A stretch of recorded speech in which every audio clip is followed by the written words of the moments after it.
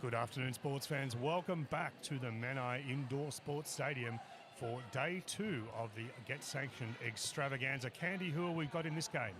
Today we have Sydney and Inner West. And folks, for those of you who have not met me before, hello, my name is Commander Roll. I will be one of your commentators for this game. And I am Candy, as previously mentioned. Excellent. All right, folks. So we have Sydney Roller Derby League taking on Inner West Roller Derby League Skate Crashers for this game. For the Skate Crashers, in white, we will have Killer Knockingbird, Vicious Delicious, Warragamba Damsel, Pussy Galore. I feel like Damsel's not here this weekend. She might be a little bit busy.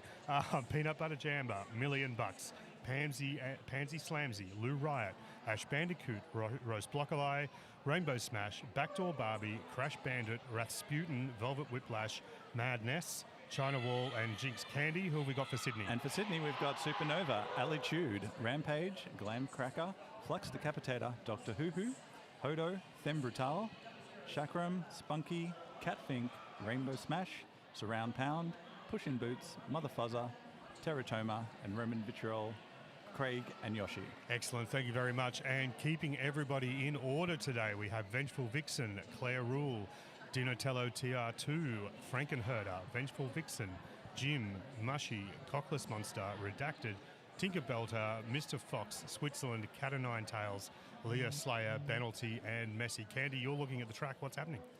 They are lining up for the first jam, and we have Rampage versus Velvet. But I also want to point out that for those who are very astute listeners may have realised that Rainbow is playing for both teams.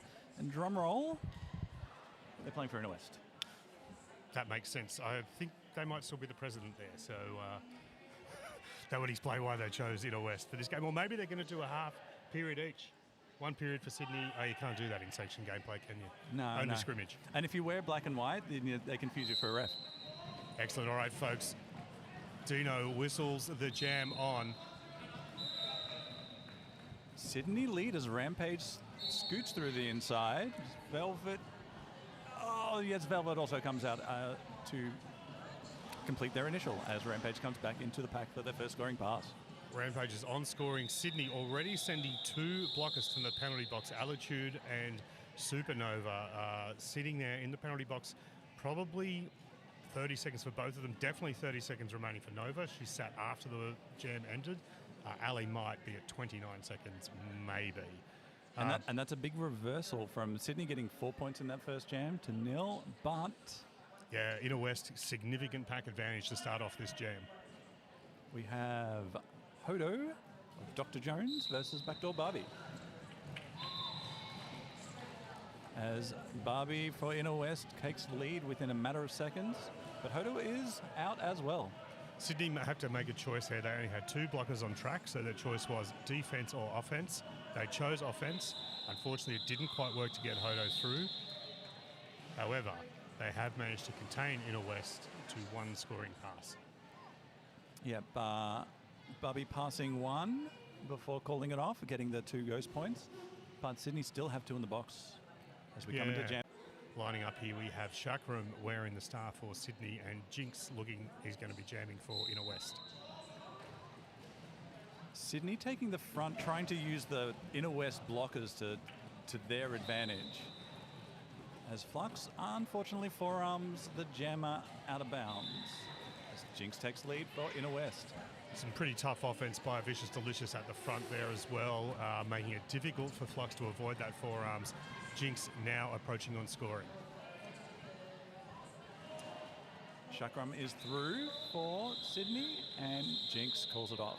Smart decision there by Mr. Bump Ice, one of the Sydney blockers in the penalty box. Try and maintain that pack advantage as. And that brings the score to 7-4. Although you can see that. I can if I remember to look to the right. All right, folks, that looks like PB and J lining up to jam for Inner West. Team Philippines jammer, also Sydney jammer, Glam Cracker, wearing the star, working on that. Philippines to Sydney. Is that twice a week? I think so, yes. Yeah, I used to think that Tom and A-Trax had the longest commute from Wagga to Sydney. But yes, I was wrong. Definitely Glam Philippines. Gets lead jammer for Sydney, though. Tough work for both jammers. They're held up right onto the exit of turn 2 before a very tough defense. Well, that was the first time we nearly got past turn 2 as the pack. Nearly. Yep. I have noticed there's been a few games this week so limited that we are sometimes getting as deep as 1 minute or over 1 minute into the jam, still on the exit of turn 2 with no lead awarded. Well, given that I'm not the world's strongest skater, I didn't mind from the OPR. Fair. All right, Rampage, quick hit onto the inner west wall, takes advantage of the gap on the inside. Lead jammer is awarded to Rampage, giving Sydney control of this jam. Velvet has completed initial as Nova goes to the bin for a multiplayer. Ram scores 4 points and calls it off. So both teams are already a little bit of traffic through that penalty box here. Nova obviously about to take a seat for a full 30 seconds. Ash Bandicoot waiting to be released for Inner West. Probably a bit of an indication of how intense this gameplay is from the start, that both teams are having a little bit of traffic through that penalty box already. I mean, this is one of those things where words mean things. This is a bit of a local derby of a roller derby game. Indeed it is. Two Sydney teams. And backdoor Barbie, quick lead there. Control of the jam going to Inner West. Hodo is right on her tail though. Sydney are going to try and keep this pack moving, stop Barbie from scoring any points. Points protected. 0-0 that jam. Nil point. Ash was released from the bin, but... So no pack advantage for either team. Both going to be relying on their 3 balls. I assume that'll be a strong defensive start for both. Sydney sending out Them Brutal to jam for this one. Jinx wearing the star for Inner West. Yeah. Them's first jam at this game, I think, Candy. Yes, it is. And straight through, lead for Sydney. Beautiful work there. Them just getting China Wall, twisted off her edge a little bit, and up the outside, lead to Them Brutal, and scoring done. 4 points racked up for Sydney as Jinx makes their initial. Nova is returning to the pack. An opportunity here for Sydney to grab a couple of more points before Jinx reaches the pack. Them hits the pack, gets knocked down, calls it off. It's 0 on that one, but 4-0 for the jam. And this is, I think, the trend that we're going to see. We're going to see defensive derby. There's going to be an emphasis on protecting your points rather than necessarily racking up big scores. Absolutely. Definitely strong defense will be the story. But also not that far apart in the rankings. No. So for the WFTDA rankings calculator predictor, whatever it's called, we're expecting a 41 to 59% of total points differential. So that's roughly 2 points to every 3. So it's not the huge gap that we've seen in other games. So both teams are going to play clinical, discipline. Pass for Inner West. Chakram also completing a scoring pass, approaching on second pass now. Nova making life very difficult for PB&J at the front of the Sydney wall there at the top of the pack. So both on a scoring pass now? Yeah, both on scoring.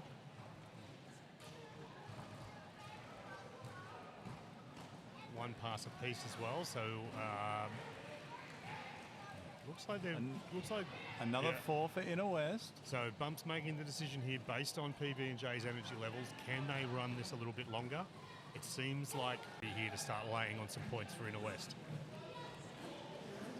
Especially with Chakram getting recycled to the back, and any points that they make now are points they've probably already racked up, so they might as well make them pass those hips 2, 3, 4 times, but only get the points for doing it once. So the risk of running your jams long revealing itself here a little bit for Inner West. You can end up with some blocker penalties that you really didn't want.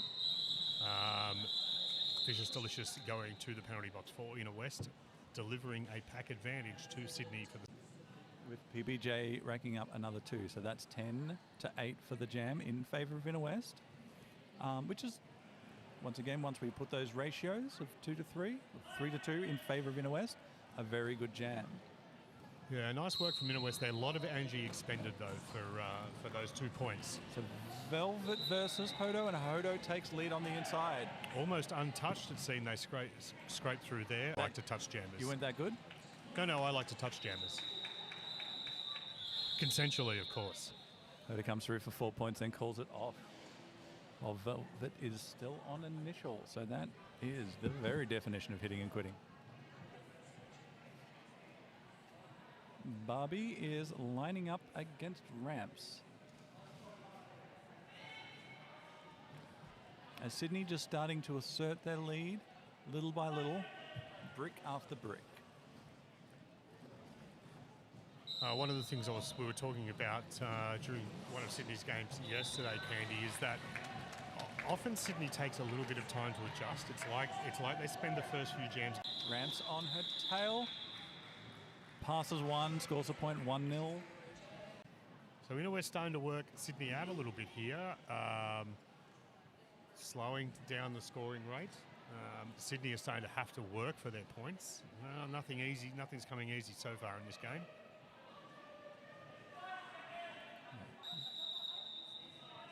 As we have a timeout called by Sydney. And maybe what you said is true. Maybe they've spent, 5 minutes or 10 minutes of this game working out which jammers are feeling hot, which jammers are working against which other jammers or which packs. And now they're going to spend a timeout just sort of working that plan out and putting it into action. We'll see what happens when they return. Indeed, I noticed that Inner West in their bench crew this weekend have Pi and a couple of extra people. Not extra people, you're allowed to have 4. So, but Pi and what looks like Lou Wright sitting there at the moment, having a little bit pick over the live stats to help with their jammer and pack matching decisions. Look, people already heard me tell the story earlier today of whatever year it was. Myself, my partner, and a few friends went round to Warragamba Damsel and Bump's house to watch Derby. He'd never seen it before and had it worked out in the space of about 45 minutes. It was disgusting. Look, I maintain that it's not that much of a complex sport. I don't think so either. So some people think that it's a very complex sport, football. Absolutely, yes. A lot of the... For Inner West, forearms penalty assessed to Glam Cracker. Unfortunately, this delivers a power jam to Inner West. Probably at a really opportune time, I'd say, where, inside we've got about 10 minutes past in this period already. This is the mistake that Inner West have been waiting for. Jinx is racking up points. This should be the first 4. And ice cold. 4 points. Called it off with Glam still in the bin. Standing, So definitely inside that 10-second period. Unique New York. Indeed. So Glam's within that 10-second period, but in some respects, smart decision-making there. Fresh legs. Particularly when the start line is on the far side of the track to the penalty box. There's just that extra 5 seconds for a jammer like Glam and maybe 7 seconds for a skater like me to get around to the other side. 2 minutes for me.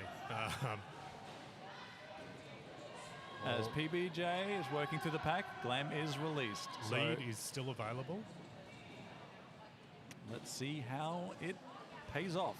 Catfink trying to make space on the outside there for Glam Cracker, finding it incredibly difficult. If she hadn't gone out, she would have been probably would have got it. But it is still up for grabs, and it is now grinding with both jammers, just pushing on 3 walls, and offense coming in left, right, and center.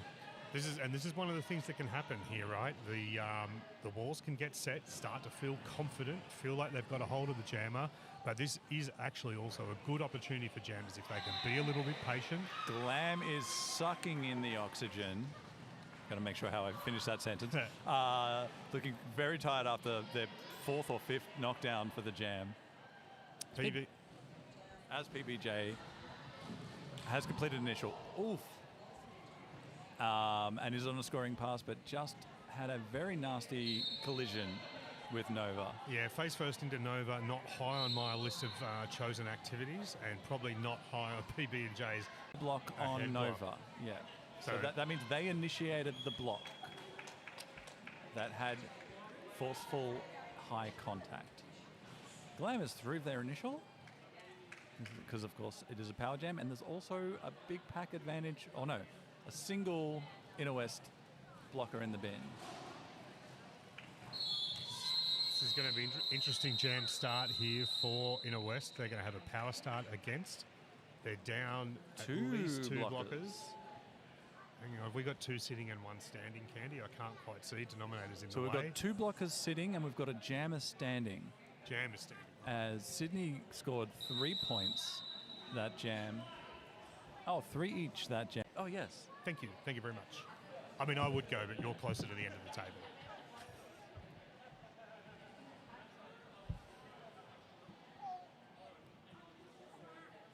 So yeah, nearly the first quarter of this game is nearly over. We have Inner West sitting on 25. Sydney made a strong start, but have pretty quickly.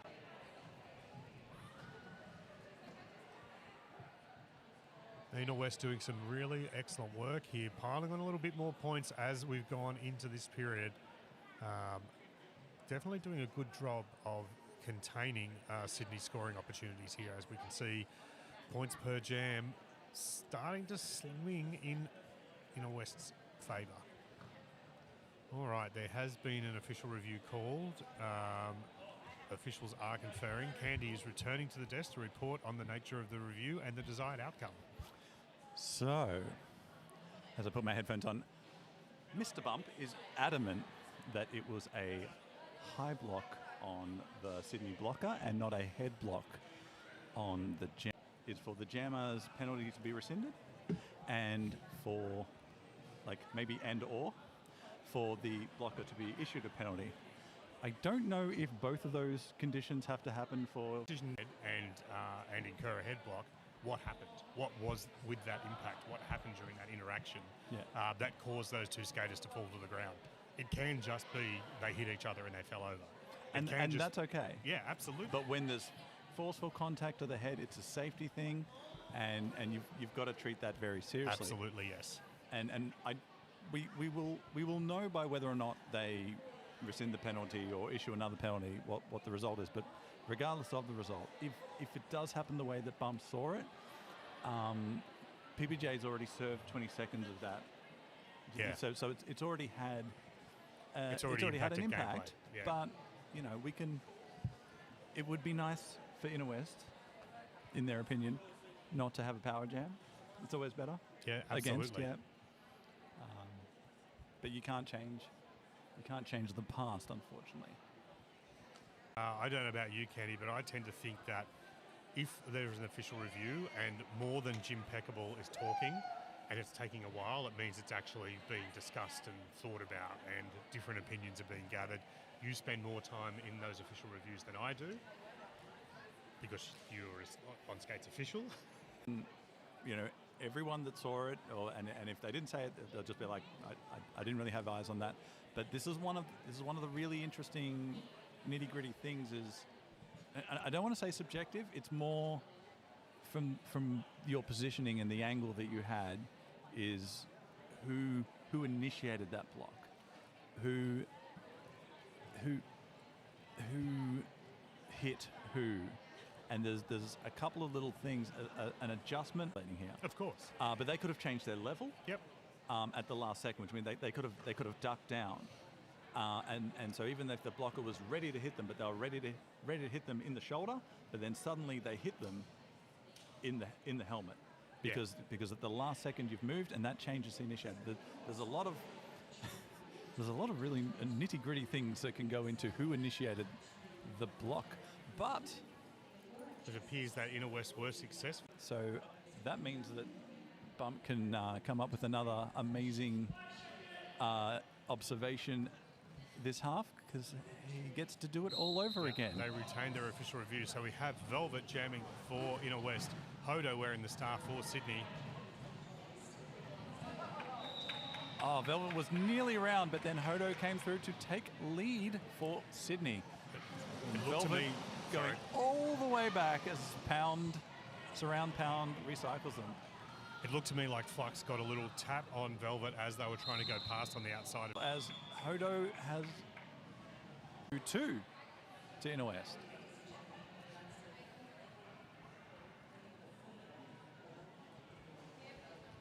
So both teams a blocker apiece, sitting in the penalty box, so no pack advantage here. And of course I prefix this by saying that just about all of these skaters are much better than me, and I couldn't do the things that they do. But Hodo probably did miss a trick by allowing Velvet to score 2 points there. They could have called it 2-3 seconds earlier. They just missed that mark. Absolutely. I did think it was an interesting choice, as we notice Rampage getting lead for Sydney here. Control of the jam going to, I think they're just called Sydney still at the moment. But yeah, I think you're right, Candy. I was thinking about the same thing myself. It was an interesting decision to delay that call off. We've done it again here. It's like Sydney's trying to burn clock time. So it is 4-0 to Sydney in that jam, and yes, they're calling it at the last possible second to try and they're already thinking about the clock. They're already thinking, I don't want to say 45 minutes ahead, but which I'm not quite got my head around yet. But every time you call the jam, 30 seconds runs off that clock. Beautiful work by Surround Pound Jinx on gets the lead. outside. Jinx gets lead for Inner West, but then is knocked out and recycled. And Them comes through on their initial, and Jinx is able to call it off before Them can score. I didn't even see that Jinx get awarded lead then. They must have been hit down almost as soon as they got out of the engagement zone. Yeah, so that's one of those situations where the jammer gets past the last set of hips, and the jam ref was right on it. Nice. Called the lead immediately, and then they were knocked out by Surround Pound and fell out of bounds. But that's one of those, with my ref hat on, with my officiating hat on, you really want to make sure you get those right. As PBJ gets lead for Inner West, Chakram stashes the star. Trying to control the Inner West pack a little bit off the start there. As PBJ scores 4 points for Inner West, and Chakram passes the start to Craig. PBJ comes through for another 4 points. That's 8 feet. I don't think I've seen Craig jam. I haven't. I'm actually just starting to think to myself, that's almost the first pivot jammer points I remember being scored this weekend in any game I've commentated on. Oh, PBJ does a very impressive one hand out of bounds to stay in bounds, stand up and sneak away for another 4 points for Inner. Nova taking a seat again. Sydney probably needs to calm down that penalty spiral a little bit. Craig comes around for another 4 points, but it is 16-8 in favour of Inner West. And I think Inner West may have seen the star pass and decided to run it long. Absolutely. Something I've been talking about all weekend is that decision you can make from the bench about a pivot jammer. Is that a pivot jammer that I want to leave out there and know that we can catch and control, or are they a pivot jammer like Surround Pound, for example, who you absolutely do not leave out there? You try and end that jam as quickly as possible. Wait, I can look over here and see the score. Sydney sitting at 48.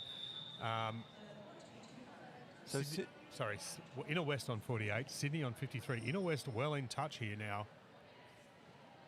And Sydney ahead on the first pass of the post, but with the Wooftada prediction, Inner West is quite like more than a nose in front, but it's an interesting game. We have another official review on Candy. Oh. I'll just jump in here for a sec. Just jumping in here. Sydney needs 18 points to close the difference on the scaled. Thanks, girls.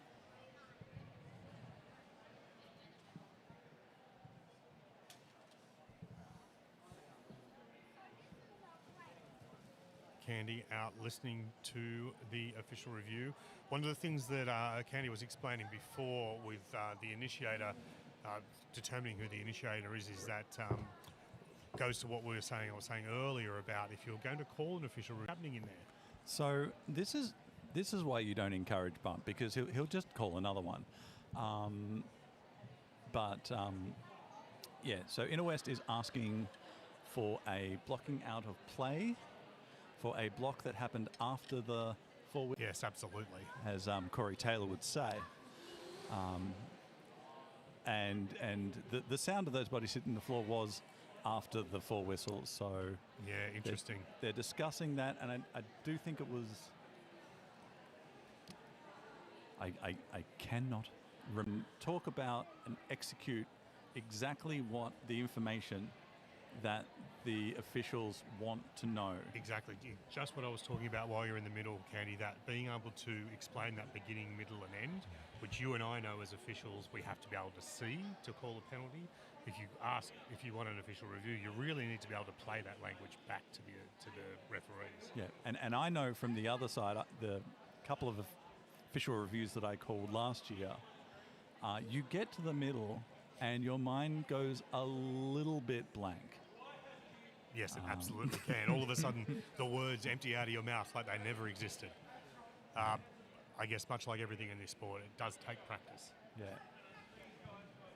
And unfortunately, They're coming back to be told what something's happening here.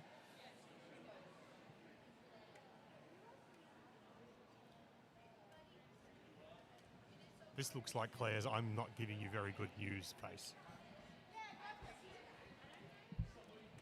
I get that face from Claire all the time, so I don't know any other. Fair. That tells me that unfortunately Inner West have lost this official review. If you succeed, but you can't just keep going. Exactly. Yeah. Hodo wearing the star, lining up to jam. Jinx on the outside secures lead for Inner West. Hodo is right on her heels. Quarter track behind. This is going to be Sydney starting to get this pack moving, protecting their points. Oh yes, 1 point for Inner West surely, and 1 to Sydney as well. Pound return to the track from the penalty bin. Just in, you got to go.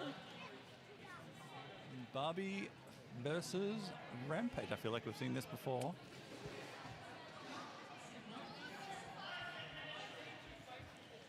Generally looking at a 3-jammer rotation for Inner West, are we? Yeah, it looks that way at the moment. So we've got Velvet, Barbie and Jinx doing the honours. Rampage, lead jammer now for Sydney. Pansy Slamsy returning to the track, biding her time before she rejoins the wall, knowing full well that there's an opportunity to try and tap Rampage out to the inside. No luck on that occasion, Candy. Yeah, at first I thought that Pansy was being a bit lackadaisical, and then I realized that she was being very tactical, waiting to just be inside the engagement zone for bringing the biff. Pansy exhibiting a patience that I will never have, Candy. I'm not that smart. Rampage secures 8 points for that jam. This is the trend that I saw last week when these two teams met in a seeding game.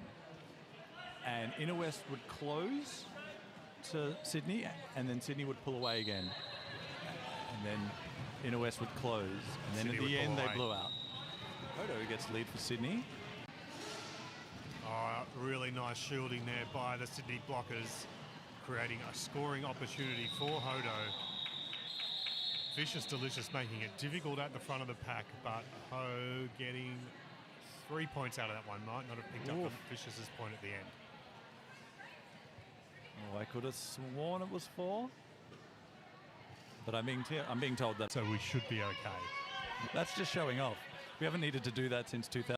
Ducks past Hoo on the inside there. Lead jammer going to Glam Cracker. PB&J has secured initial for Inner West, so expect. Just stepping in Glam Cracker's way, popping her off the track, keeping Sydney to 1 point.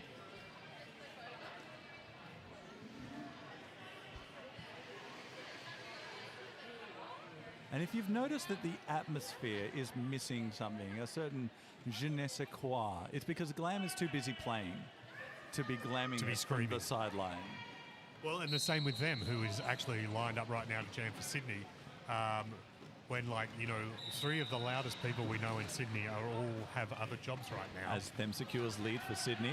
Jinx sneaks around the outside to get initial. Half a lap behind. Yeah, good half track behind. There's an opportunity for Sydney to maybe get 2 scoring passes out of this if they feel they can catch Jinx. They clearly do not. From 48 to, was it 48 to 51 or 53? To 49 to 71. And this is the thing. Sydney, when they decide to, can actually turn it on and quickly pile on some points. And this is what I mean, the almost an accordion-like nature between these two. But that's been, 20 or so points to 1 in the last few jams. And it just takes discipline. You do it 4 points at a time. Absolutely, it's yes. Grinding and it's grueling as Pound goes to the bin. Yeah, Pound, a very rare blocker cut track penalty.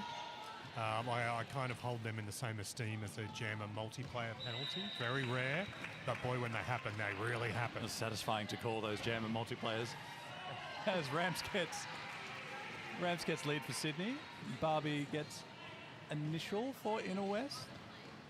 1, 2, 3, 4 points for Ramps. And a call.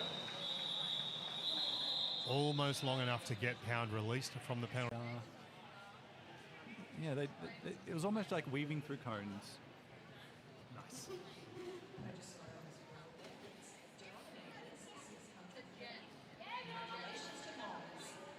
PB&J and Hodo swapping tips there about how to wrap your fingers up to play roller derby. PB&J going, no thanks. Hodo, no, you want all the tape around all your fingers, all the time. Oh, beautiful work by Ho on that back wall. Getting through, but unfortunately,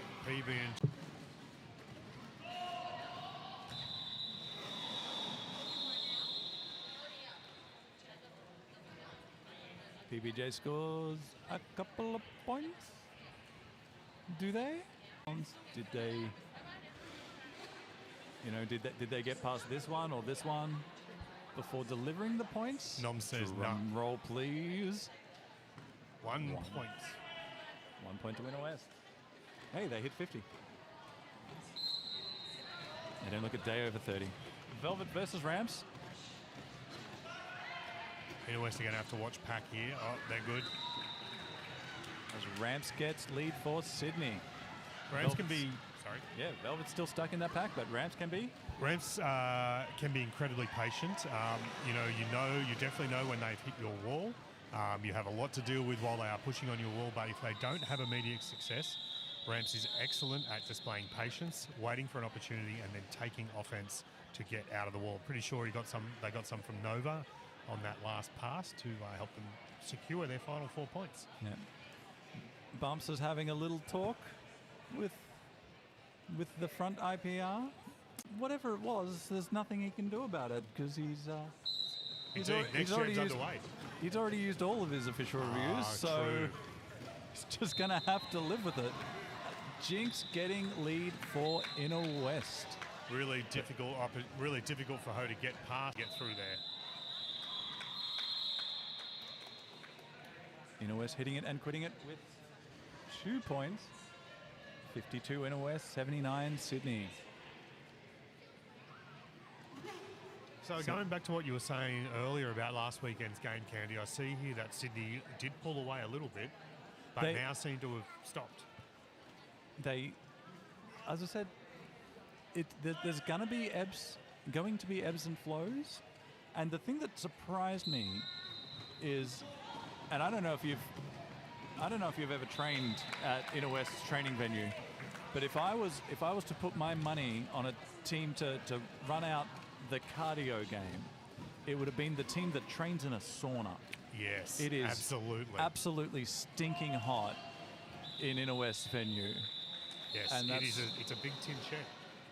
That's why sometimes it just feels like that entire Inner West team does not have an ounce of fat on them. No, because you can't carry it in that venue. It won't let you. But as I said, the last 15 minutes, Sydney really ran away last week, and I can't remember the exact total. It just took the legs off them. And we are seeing four jammers, maybe even 5 jammers for Sydney versus the same 3 coming out for Inner West every time. Yeah, good point. So Sydney possibly more lead for Inner West. Shaq still stuck in that Inner West wall, trying to complete initial for Sydney. As now Velvet done. comes through for the first 4 points for Inner West. First 4. Hoo taking a little bit of a strike to the face there from... And Inner West are going to roll the dice once again as Chakram is jamming. And say, we'll take this a little bit longer. So it's now 8 points to Inner West, 4 points to Sydney. And I don't want to say that they might be targeting Chakram, but I think that they've identified that they're a jammer, that they can maybe do a couple of 8 points to Sydney. Yeah, I think you might be right there, Candy. It seems like Inner West have identified Shaq as a jammer that they can possibly take advantage of. Sydney, well, actually, no blocker advantage. Only 2 blockers on the track for each team at the moment. Unfortunately, about to get a little bit worse for Inner West with a 3rd blocker having to report to the bin for a direction of gameplay penalty. Yeah. But Pussy Galore makes room. Indeed. It's very, very accommodating, leaving the box just in time. No, 20 points Inner West, 16 to Sydney. But that is a very good jam for Inner West. Excellent jam for Inner West, putting some points on the board, getting them well in touch with Sydney as we reach the end of the first period in this game. Well, will there be a timeout? Period clock's already ended, so no. Dino rolling whistle signalling the end of the first. I don't know if anyone heard that, but I'll repeat it into the microphone. Is that Denominator on the outside is, I wouldn't say celebrating, he's dutifully beiging their way through his 600 game as an official in this game. Indeed, Denominator, easily one of the most experienced officials we have in Australia, has spent time overseas, travelled to the World Cup to officiate there, has stuck their nose into Woofter Champs once. For the upcoming World Cup in Austria. Very true, yes. So off again, and clearly their standing holds internationally as well as it does here in Australia. All right, Candy, that is the end of the first period. We close out this one with Inner West at 75 points to Sydney's 95. Yes, and it's kind of neck and neck, I think. Thanks, folks. We'll see you in about 10 minutes' time. Yeah.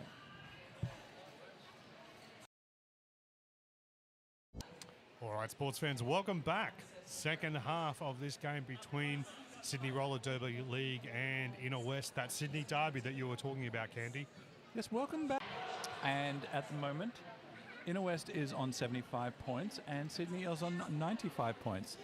So, who do you think's winning, Commando? Well, that's a tough one. Honestly, even in this game, I don't think we can call it yet. And certainly in terms of the ongoing implications of this game, it's probably pretty tight. I'm not all that good with the Woofter calculations stuff. I would have expected that Inner West came into this game lower ranked and needing to outscore Sydney reasonably significantly to advance in the rankings, but that's a big guess, to be quite honest. Yes. The short answer is complicated. The long answer is it very much depends on your definition of winning. But according to the WFTDA rankings predictor, if the game was to end now, well, then that probably wouldn't be sanctioned. There is that bit. There is that. But Inner West would go up in ranking some game. But because we love our sports cliches, it's a game of two halves. Indeed, and I think that what you're talking about there, Candy, reveals that there is a number of ways to win and lose games in roller derby. There is, of course, the game itself, that you're playing the team with the most points wins. What about the team that makes the most friends? That they're trying, the team that is losing but wins in ranking points later. I'm just going to interrupt you to say that Rampage has got lead jam for Sydney. Thank you. And Jinx has completed an initial as they managed to push Ali out of the play. Not an easy feat either, pushing Ali out of the engagement zone. Rance gets 4 points and calls it off before Jinx can score any points. Well, I will say, Jinx wasn't pushing Ali. No, good point. What I saw was a feint to the left, feint to the right, feint to the left, and just keeping Ali enough off their balance that they could then things you can do. And one of the games that I saw earlier today, I very much got the impression that if the team involved had basically done the things in the game that they'd been working on in practice, that they were really happy with that. Hodo getting lead for Sydney. Yeah, quick lead up the outside there. On scoring now. And 4 points for Sydney from Hodo as PBJ is behind them, having completed their initial. The pack probably got a couple more on the front as they called off the jam. Once again, with a preference to making sure that Inner West does not score any points. Success. And 2 more points for Sydney on the second pass. So 6-0 as they go past 100.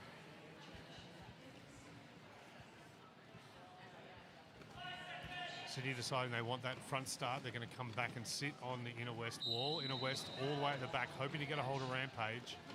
I'm going to tell you, as someone who has tried to block Rampage many, many times, it's easier said than done. Velvet, however, breaking through that SRDL wall. Leading pass. Sydney looking to protect its points, move the pack forward. Velvet left with no choice, knowing that Ramps was only a couple of meters behind, had to call off the jam, and unfortunately not maximise the points opportunity. But a very intelligent call off from Velvet as they passed one, but they got a second point. Who is standing and waiting in the bin. Indeed, 2 points. Not called a ghost point anymore, I believe, but still 2 points. Oh, I believe I called it a ghost point earlier. I'm sorry. Did you? Sorry if I offended the deceased. It's just going to be someone I woofed as officiating committee anyway. They'll live. Okay. Sydney have lead, and it is both jammers coming in. Bartson that scores 1 point for Sydney. Yeah, 1 point being held at the back of the pack. They needed to book it to protect their points as soon as Ho got the one. We are unfortunately sitting at exactly a 90-degree angle from the scorekeepers, which means Mushy is doing an excellent job in making sure that it is clear. But all we're seeing is like the side of the cricket bail. Unfortunately, Cat went out, but Velvet has cut track penalty issued to Velvet Whiplash, the jammer, for Inner West. Inner West also, about to have 2 blockers sitting in the bin and 1 left to report. Lead to Glam Cracker for Sydney and a huge pack advantage. In fact, one of the blockers has reported to the bin and been sent away.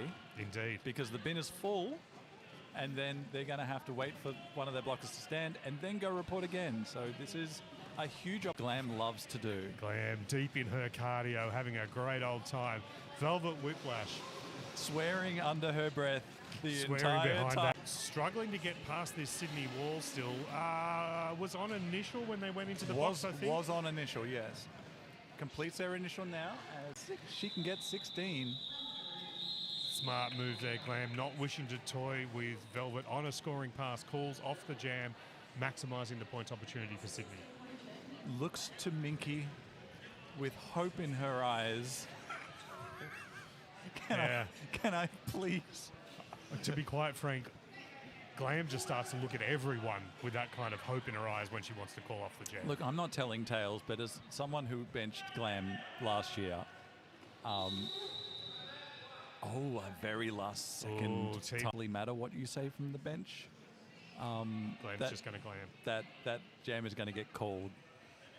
And that's a good thing, because a tired jammer is also an accident, like not injury, a penalty prone. A penalty prone jammer. Exactly. And nobody wants that. No, absolutely not. And I'm a big believer in, even when you have a plan for your jammer, there's something that you want them to do, you're trying to get them to do it. Ultimately, if the jammer feels that they don't have the legs for it, they don't have the gas, they should always be empowered to call it off. Yeah. Regardless of what the bench is asking for. I very much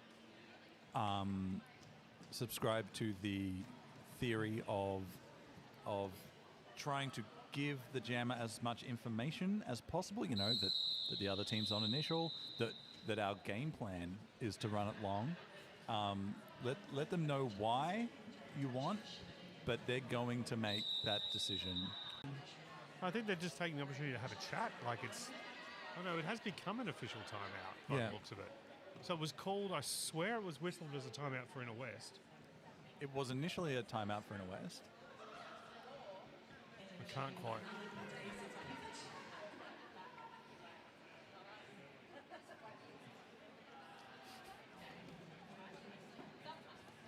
Officials don't touch what you can't afford. Oh no, wait, they can't hear me from here, can they? I mean, let's just assume that they can't. So, interesting here, Candy.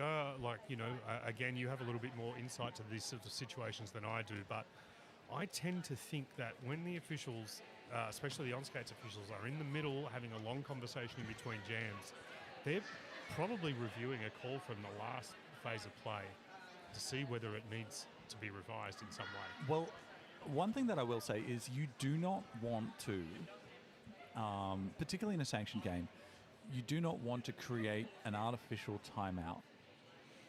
Yes. Because a timeout is something that can give one team a rest, or it can change the momentum or the flow of the game.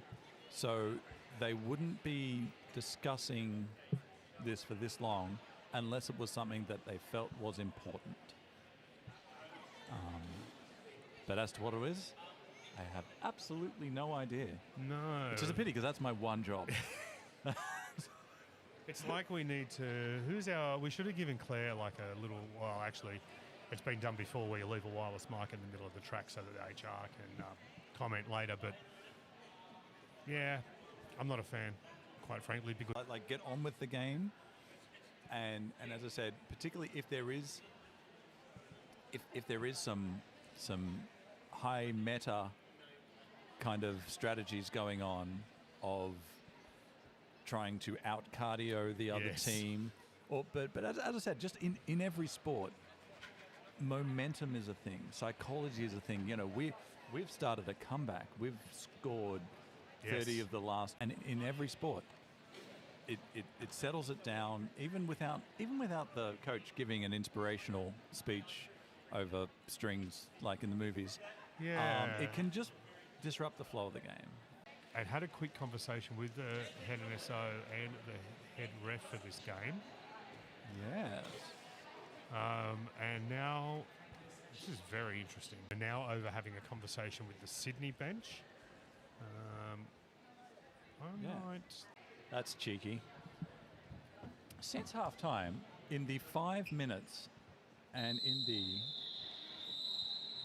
the 5 minutes in the second half, Inner West have only added 2 points to their score, whereas Sydney have added 27.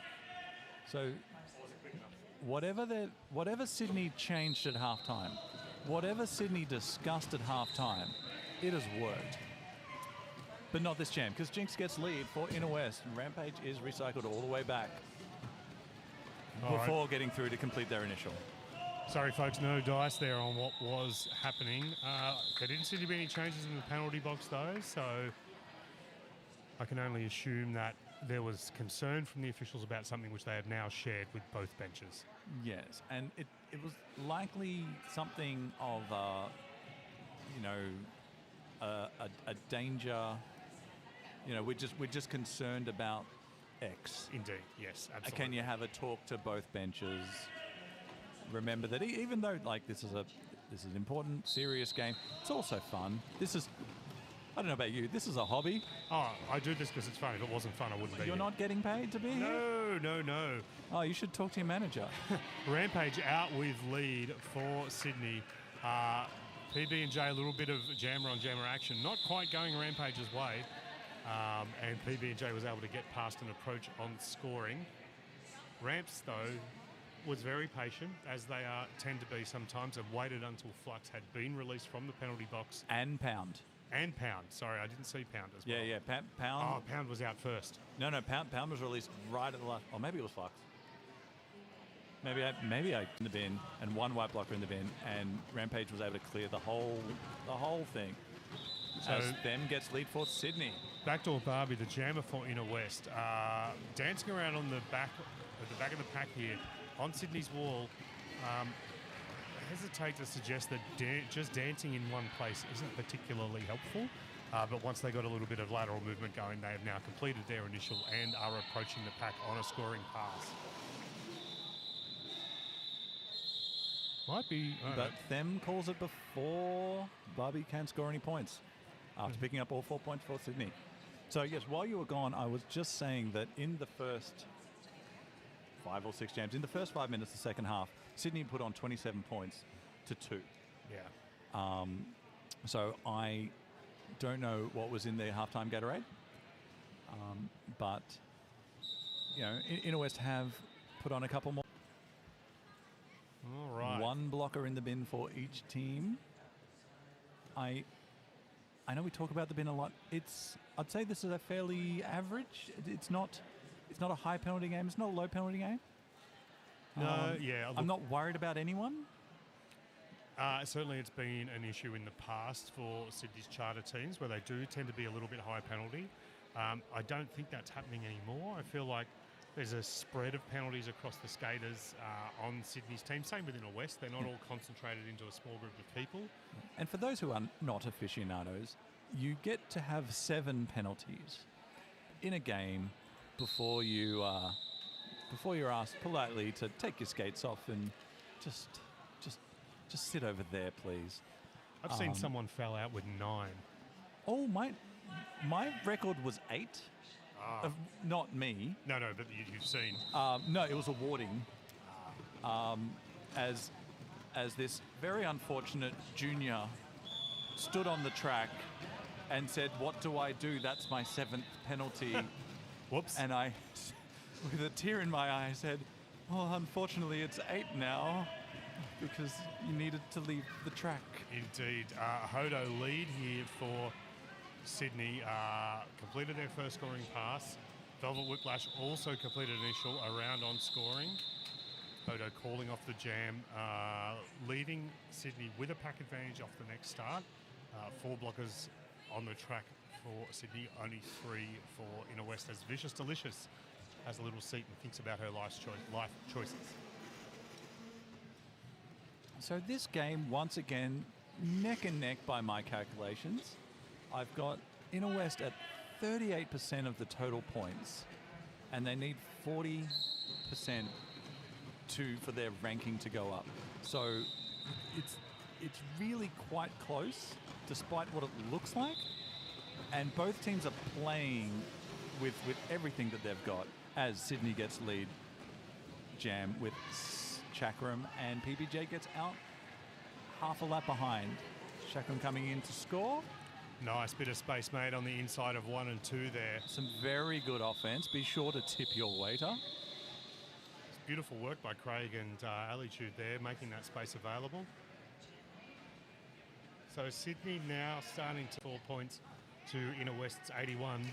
Last period though, Candy, when we saw this happen, Inner West also started to accelerate and ate up Sydney's lead. And this is the thing, if you are the higher seeded team, it takes discipline, it takes clean. You cannot make a mistake. And Inner West just have to be patient and wait for that mistake. Jinx getting lead, but then getting knocked out of bounds once again. So I noticed Rampage off the start then as well. Did an excellent job of drawing Inner West's attention to the outside. They engaged with Inner West's wall a little bit while they were on the outside, disengaged and then ducked around to the inside to get lead. Very, very smart jamming from Rampage, getting the opposition wall to buy what they were doing and then making a very sudden change at the end. Something also that was very intelligent that you just saw then was Rampage got knocked out. And Rampage indicated the skater that knocked them out so that one of their teammates could knock out the initiator. And once that had happened, so knocked out of bounds, not unconscious. Indeed. And that once that skater had been knocked out of bounds, 3 points to 0 for Inner West on that jam. And that's okay. Like as long as for both teams, as long as they're keeping these scores to 3, 4, 2, it's very much nothing is devastating. What's going to be devastating is probably the next power jam. Yes, that'll And make we'll all see the difference. which ways it goes. Hodo versus Barbie. Hodo through for lead for Sydney. Yeah, Sydney's walls at the moment just seem to be that little bit more fluid, able to deal with the offense that is being thrown at them by Inner West and continue to hold on to backdoor Barbie, making it difficult for her to complete initial, which she has now done. Smart work there by Ho, delaying that call off as long as possible. Unfortunately, Sydney will still be 2 blockers down coming into this next jam. Yes, I think Nova right at the last second being sent to the bench. I don't think, no, exactly. I don't think, Ho pretty much had no choice. Yeah. All right. Velvet versus Glam. The battle of the divas. Indeed, it's going to be a tough one from Sydney. They've only got 2 blockers on the track. You wouldn't want from better blockers than Ali Tude and Craig, but unfortunately not enough to stop Velvet. Lead jammer goes to Inner West. Similarly, this makes offense to help Glam get out difficult to achieve when you've only got 2 blockers on the track. Although Ali doesn't need a friend, single-handedly knocks Velvet out to the outside, recycles them back, but then Velvet steps back in, sneaks around for 4 points for Inner West. Glam skate through the inside line. Here's a whistle, turns around. Did I cut? No, I didn't. That was someone else. Did I cut? Did I forearms? Always a good thing for a jammer to check, I feel. Velvet now just kind of skating laps around the track, not expending much energy, which is excellent. Maximizes the opportunities for Inner West to score some points here. 8 points to Inner West, 12 now. Glam is on. Until she puts back on like now. So Glam has a number between 0 and 4 of points in the bank. And we won't find that out until the score pass is completed. Oh dear. Glam has a nasty fall.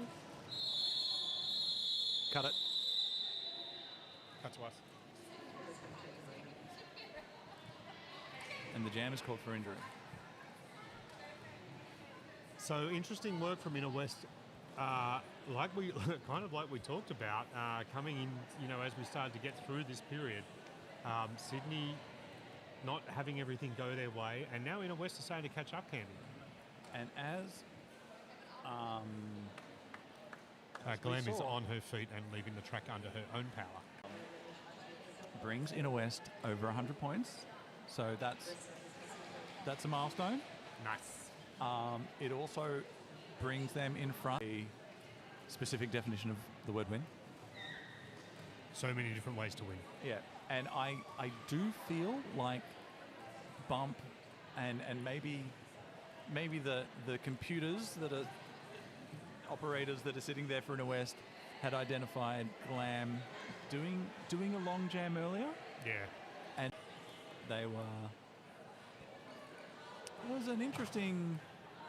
Sorry, I'm just distracted here by. I know another confab for our officials in the middle of the track here. As Candy explained earlier, during a sanctioned game, this only happens when something very serious is happening. Well, so what they will be discussing here is the action that led to the dangerous contact, which led to the call off. Yes, the potential, if there was any. Because it was called for injury, and they'll be discussing who initiated, what happened. Because I will say there was some contact with the head to the back of a leg. Absolutely, yes. But it's a very hard thing as to whether or not that was the leg or the head that did the contacting. So both teams camped on the back line here, obviously looking to catch the opposition jammer and then lay strong offense for their skaters as well. Then Brutal wearing the star for Sydney, backdoor Barbie jamming for Inner West.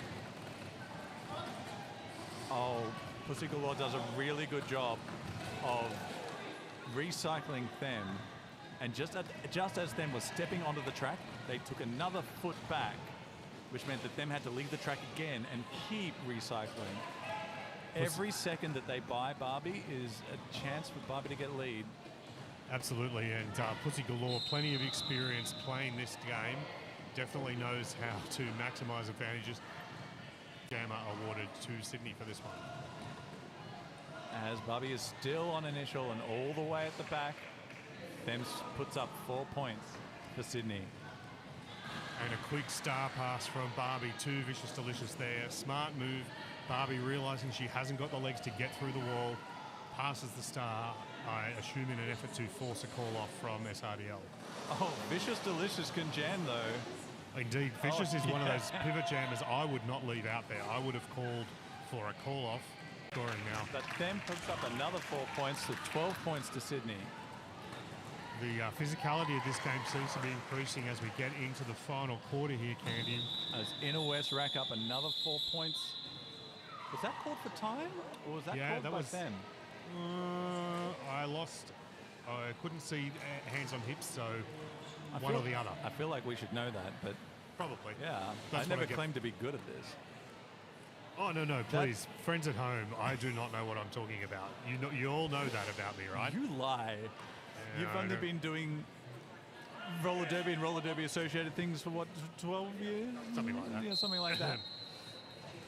Energy and I were commenting earlier about we're dinosaurs and how dinosaur-y we are. Yeah. And here we go, Inner West. Jinx once again gets lead jammer, but recycled immediately. And once again, my compliments to Jim Peckable for being exactly in the right position to see that and calling that at exactly the right moment, because that split second between the hips getting past, your skate being on the ground and inbounds, getting that lead, and then your skate going out of bounds, that could have been a very different jam. Absolutely. If Jim hadn't have been there, short for Jimothy, because otherwise Ramps would have been awarded lead. Ramps would have got all sorts of points, but Jinx was able to call it at 0-0, start again, and all we've really lost is about 40 seconds time as PBJ gets lead for... Oh, cut the feed. Called for injury, unfortunately. Yep. It's unfortunate sometimes you can get a little whack on the chest playing roller derby, leaves you a little bit breathless. It's unfortunate. Cat Fink just sucking in some air, having a few deep breaths, and I'm sure she will be fine. All right, where are we at with this game?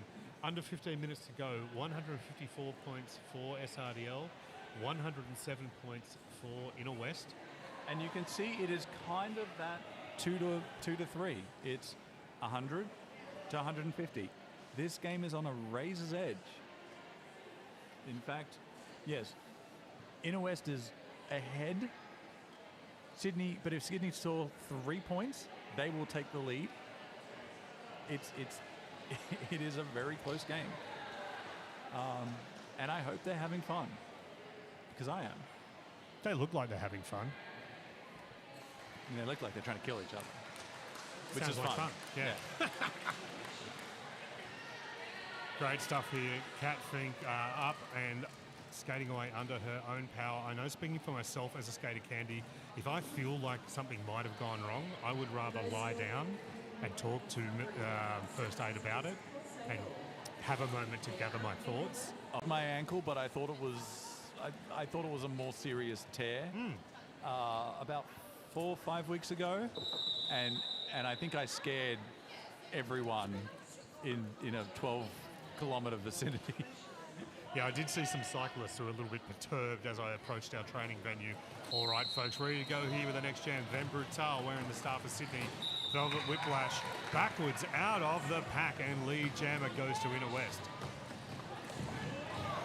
Them shows some moves as well to complete initial for Sydney.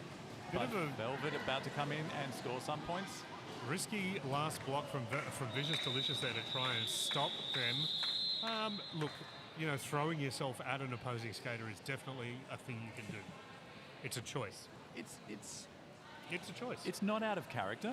For Vicious, absolutely not. Yeah. And it's one of the reasons they're so terrifying at the front of a pack is because you know you're in trouble. It's not like you've got one left and you go, oh, it's just Vicious. You've got one left, you're like, oh no, it's Vicious. Glam Cracker wearing the star for Sydney. Backdoor Barbie jamming for It really feels like. I don't recommend it. Yeah. Glam stretches the pack all the way out until it cannot stretch anymore, gaining lead for Sydney. Barbie half a lap behind, completes initial for Inner West. Crashing through, Glam gets past a couple of hips, calls it off, and then is, I want to say, roughly handled after the whistle. Yeah, a little bit. I mean, I think some of it has to do with how Glam will actually jam herself right into the seam at the back of the wall. It's definitely snug and secure. 2 points for Sydney. Rampage wearing the star for Sydney. Jinx jamming for Inner West in this one. Oh, turnabout is fair play. And then recycled. Didn't re-enter the track, which is fine-ish.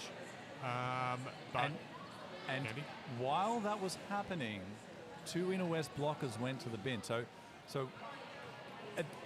very interesting. While there was not an active jammer in the engagement zone, because Rampage was off the track, have given Sydney a pack advantage, which is just gravy on being able to call that 0-0 for Rampage. Absolutely great work from Shaq there, getting around Ash Bandicoot on the outside. Lead jammer going. Does it look like it? No, absolutely not, and especially not the way she signaled to Ali as Ali came out of the box, indicating to her, please, give me some help when I get up to that Inner West wall. And it worked perfectly. Shaq completing scoring, now approaching on their second scoring pass for this jam. And PBJ still on initial, having completed initial just now for Inner West. So Chakram comes through the game. Hodo seems to be going out as a pivot more often than as a jammer, so that depth of Sydney's jammer lineup working in their favour here, knowing that they can actually put one of their jammers out as a pivot and providing an option for the jammers on track. Candy, what's happening over there on the scoreboard? What's happening on the scoreboard is that there's someone, the one person who's standing between us and the scoreboard is directly in the way. But so it looks Inner like West is 107 and Sydney is 164 and 109, my bad. So we have a team timeout to Sydney here. Yeah. And once again, we have a quasi-lead change because Sydney have just edged ahead again, but it is swinging like a pendulum as the predicted score, which may just go to show how accurate in this case the prediction is. That there's, it's a statistic, right? And my faith in statistics is low because there's, lies, damn lies, and statistics. There are 3 kinds of lies that you have. But yes, look, you're quite right. The predictor is predicting. And the officials are talking again.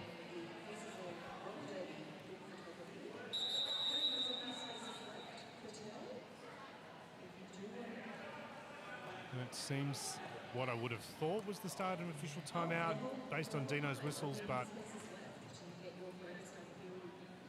having a little chat with Clareful. And with how hard this game goes, there's 8 minutes left. I wouldn't be surprised if we see a full allotment of timeouts used. Absolutely, and I'll tell you what, if I was one of these teams right now, I'd be pretty happy about this official timeout. Inner West have still got 2 timeouts and an official review, and if Bump does his job well, that means that he can get 4 timeouts out of this. Don't encourage him to be right. He thinks he's right all the time. He is someone that I look up to in the community, and he is right a lot of the time. He absolutely is. Honestly, when you can learn something as an official from a benchy, I've got absolutely no problem with that. And I also like to say that I have no problem being corrected when I'm wrong. Beautiful work here by Vicious Delicious. Then Brutal cycled them long enough, and now Velvet Whiplash has lead for Inner West. Yeah, and that was all, as you said, because of, I mean, not all, but that was very much aided by the 10 or so seconds that Vicious bought Velvet to get lead, to get 4 points, 100%. to call it off 4-0 to Inner West.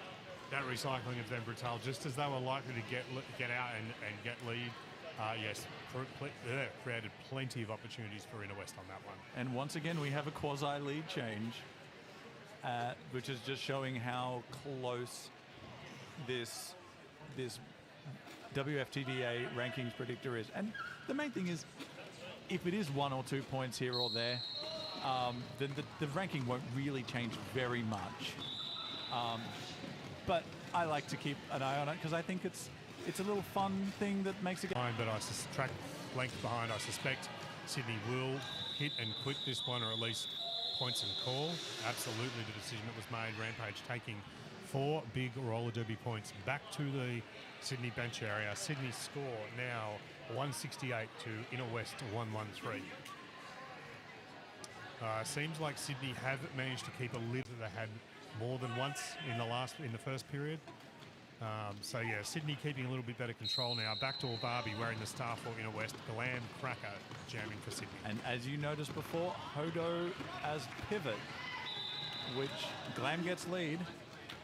Very handy to be able to use Hodo as a pivot as well as a jammer. One of the awful things about Hodo is that they are a true all-rounder in this sport. There is not a position that they can't play. It's disgusting and delightful at the same time.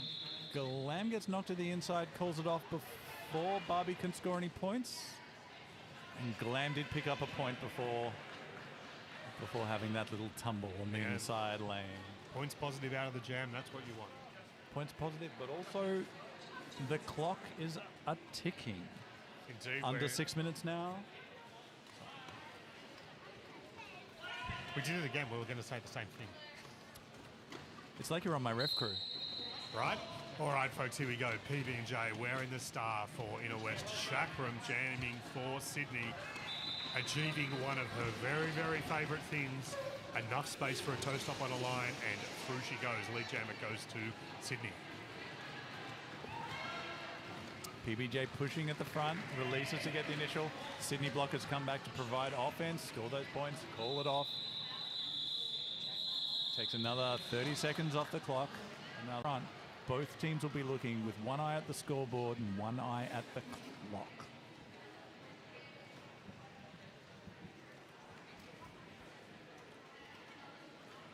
All right, then Brutal lining up to jam here for Sydney. Velvet Whiplash wearing the star and the bright pink toe stops for Inner West.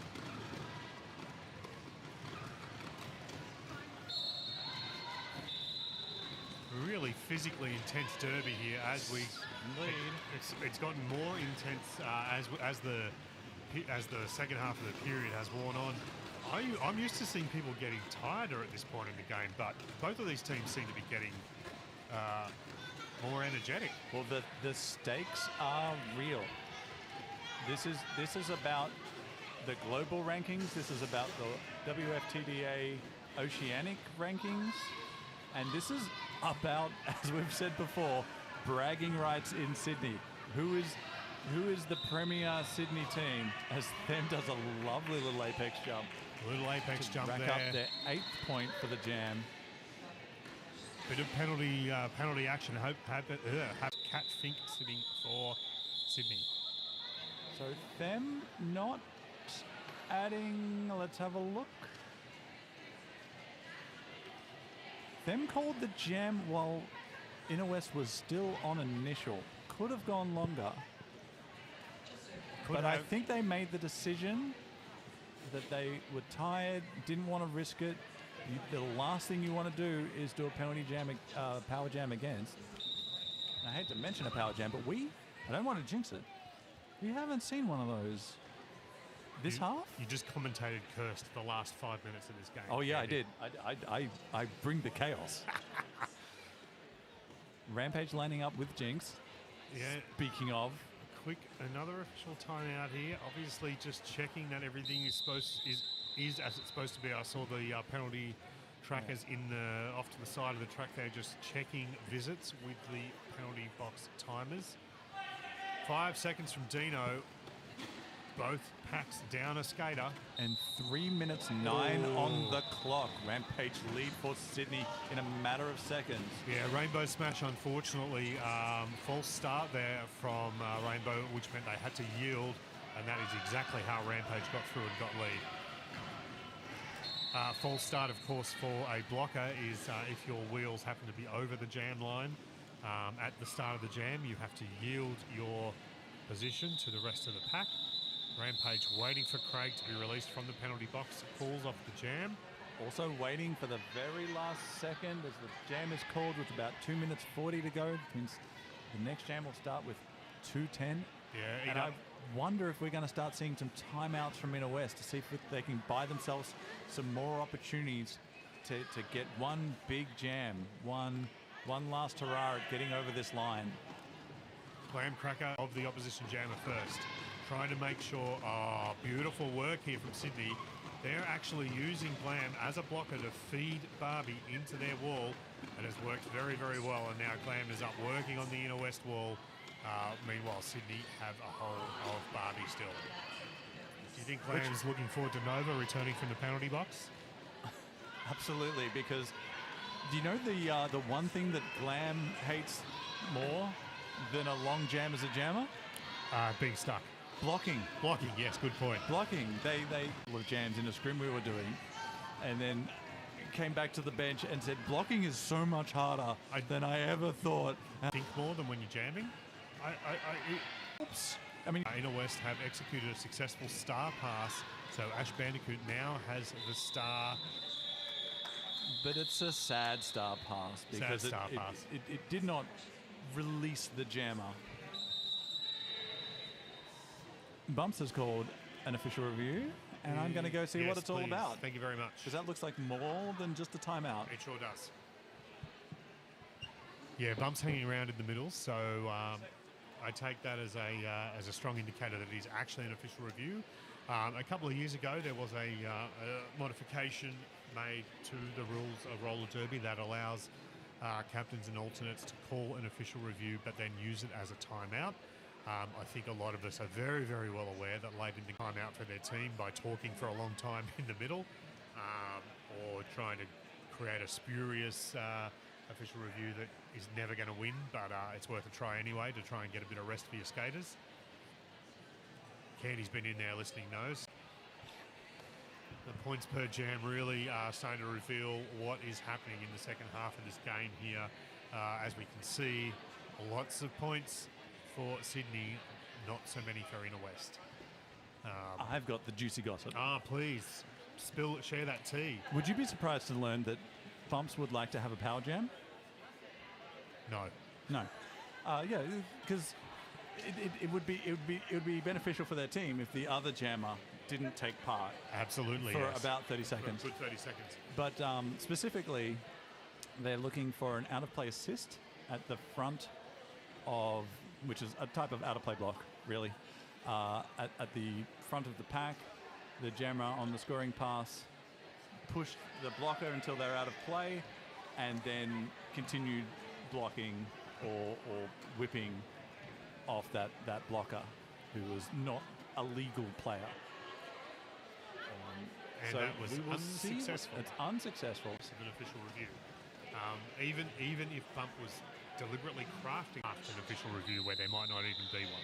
But Bumps is absolutely aware of the adjusted points 100%. And where they're sitting. And one big power jam, 12 points. Do we know how many points we would need for Inner West? They need 17 points to get back in front of the WFTDA predictor. All right. That's exactly what a power jam would give them, or could give them. PBJ lining up against Chakram, and it's grinding. Probably the last jam of the game. That one skater pack advantage that Sydney has paid dividends.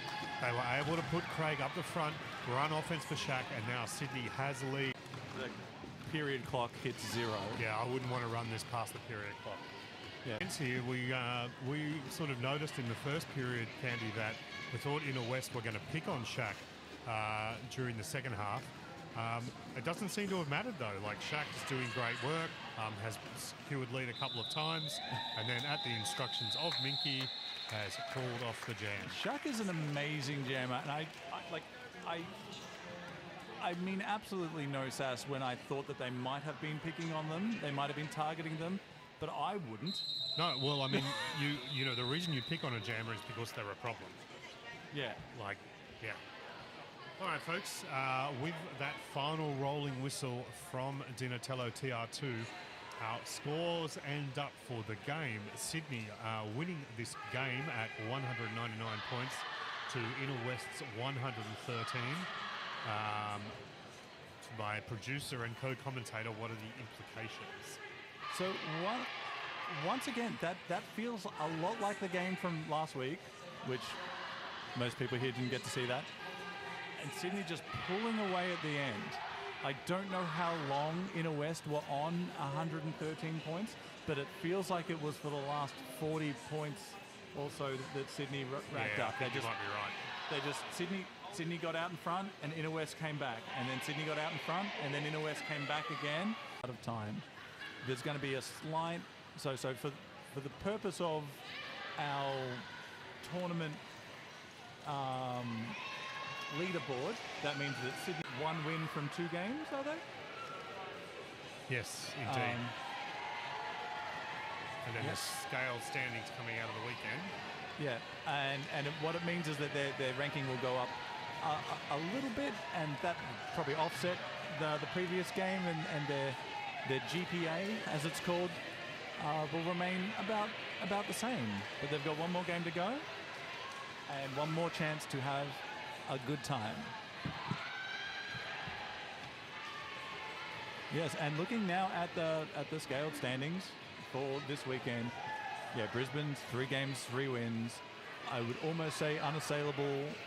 They're having a good weekend and hopefully a good time. Canberra's 2 wins from their 3 games. Sydney 1 from 1. South Seas 1-1. And Inner West, which is a absolutely brand new charter. Oh, 100%. Team. I'm just happy to see them as Wolfton members. Yeah, Like, they're really establishing themselves and getting more data points to have actually statistical significant ranking. Absolutely. Yeah. All right, up next we have Brisbane and Canberra, which will be interesting from the scaled standing standpoint. They're both currently sitting 1 and 2 from the scaled standings that will come out of this event. So it'll be interesting to see the impact after this game. I don't know about you, Candy, but I'm going to go and rest my voice for a little while, and we'll be back here a couple of minutes before the next game starts. Excellent. And I believe we will be joined by Skittles and Moxie. I think that is the case. All right, folks, thank you very much. Thank you. We'll be back. Bye.